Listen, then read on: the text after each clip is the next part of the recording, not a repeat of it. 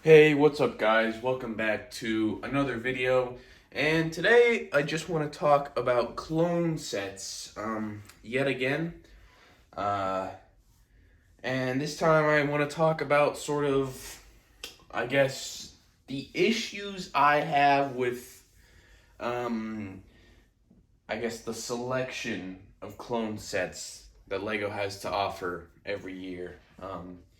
Because obviously, because of how much stuff Lego has to cover, every year for these past couple of years, at most you get maybe three, four clone related sets because, they got to cover, the OT because, as the most like beloved and least controversial trilogy, you always got to have sets out for the OT.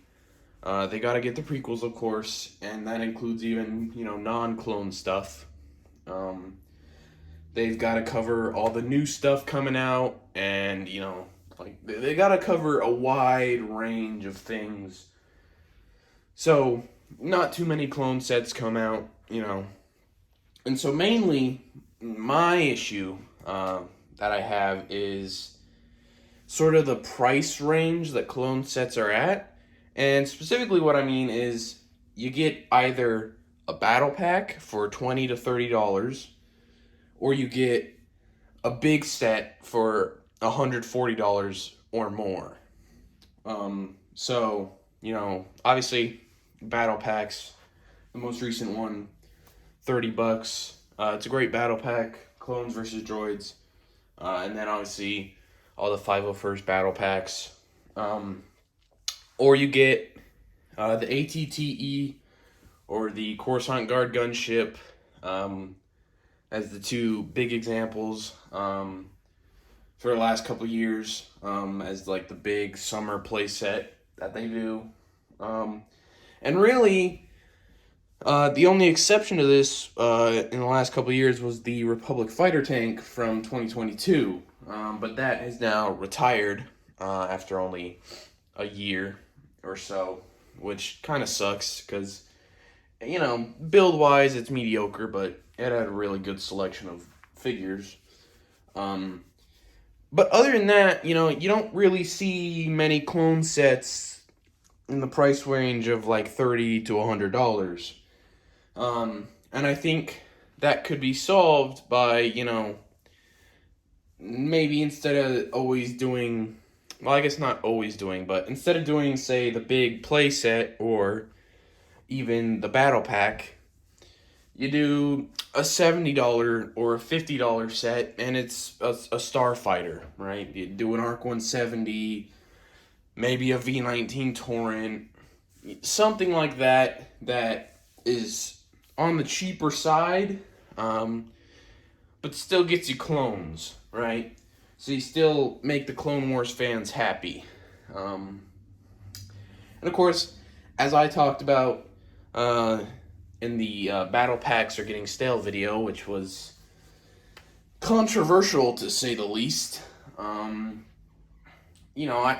hope that Lego does more non-clone battle packs because I thought, it was getting a little boring to just get nothing but 501st, especially. And so, especially if they mixed up the battle packs and then did like, again, a $50-$60 clone set in replacement to that, I think that would be neat, personally, because, I'm someone who likes to display the ships and stuff.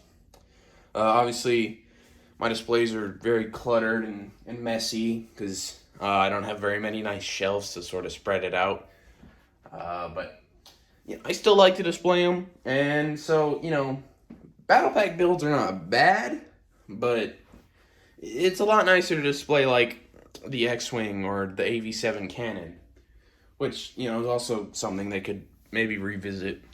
Not that it like needs a remake, but it did come out in 2014, so they could always make a new one. Especially it'd be a cool way to get Wolfpack troopers again. But simply put, I would just for the two or three to 4 clone sets that we get.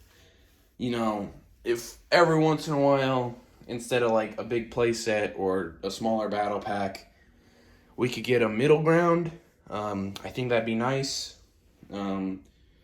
Because as someone pointed out on that battle pack video, something I kind of hadn't thought about too much is we really don't get that many clone sets that every year, and it really is just battle packs and then like the one big play set.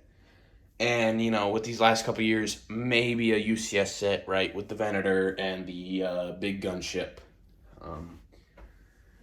So I don't know. You know, obviously, you know, most of these years they're still gonna have to be, you know, very diverse in the selection of sets, right? You can't do, you know, what you did in like 2005 or 2003, where it was, you know, all there was the prequels and then, you know, the era of like Clone Wars coming out, and that was like the only new thing being released. It was like, you know, yeah, then you could have, you know, 10, 15 clone sets a year, because that's really all there was that was new. But, you know, with this new era of like 3 shows a year, there's a lot more to cover. While also covering all the old stuff to keep fans happy. But you know, hopefully maybe for 2025, if it's a bit more focused on Revenge of the Sith, hopefully, then maybe we could see some sets in that, you know, price range of $30 to $100. And I definitely would hope to see something like an ARC 170, seeing as, you know, it made its debut in that movie, so it'd be cool to get a new ARC 170. I don't know how long it's been since the last one, but I know it's been a while. That's all I have for today. I sort of would like a bit more of a unique selection other than just big vehicle or battle pack for clone stuff.